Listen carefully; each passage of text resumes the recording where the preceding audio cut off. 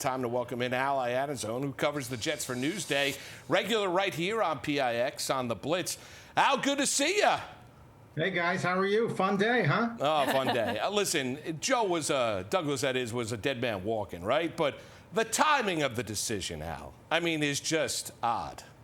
Yeah, everything about this season has been odd, and it's going to go down as the most disappointing season probably in Jets history because there was so much hype. Everybody believed they'd be at least a playoff team, and look what they've become.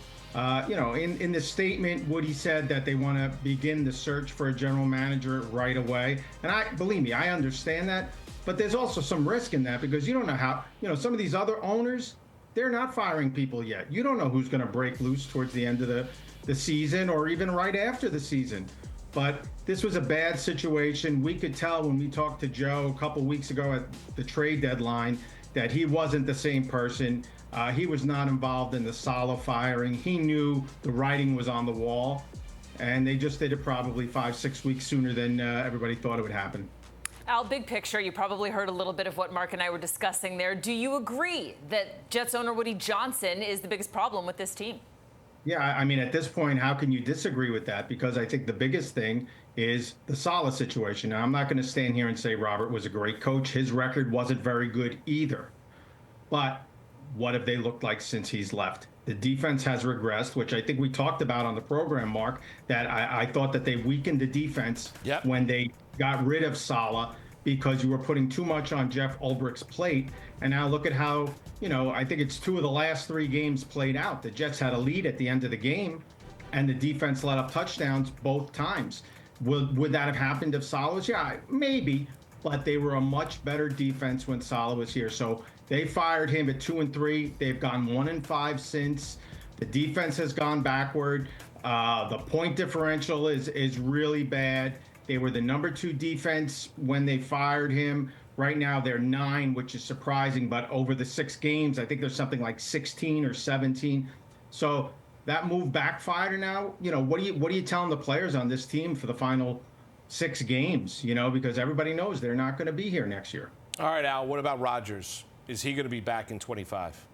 I don't see how you bring him back. I thought, if he came back, it was everybody was coming back. And as soon as Saleh was fired, it was like, okay, let's see if they start winning some games. If Joe Douglas comes back, then maybe he'll be back. Now I don't see it because who is going to want to come in here?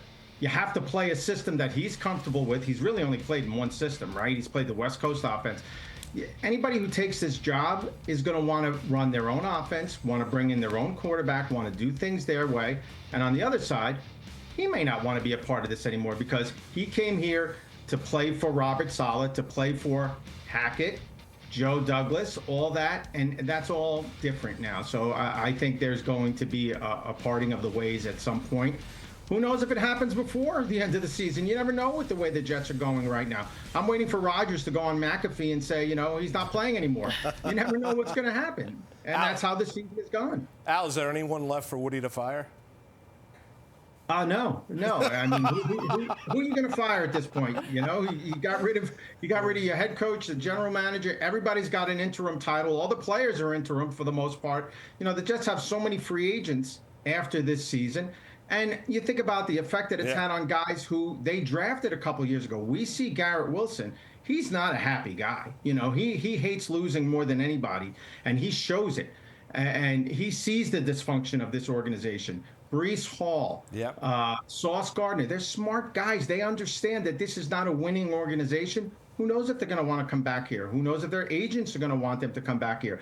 What's going to make the biggest difference? Money, because that's where people go. People are going to say, who would want this job? A lot of people are not going to want this job. But if you're getting 5, 6, 7 million guaranteed, you're going to take it. Al Iannazzone, Newsday. Al, we appreciate the time tonight. Thanks, guys.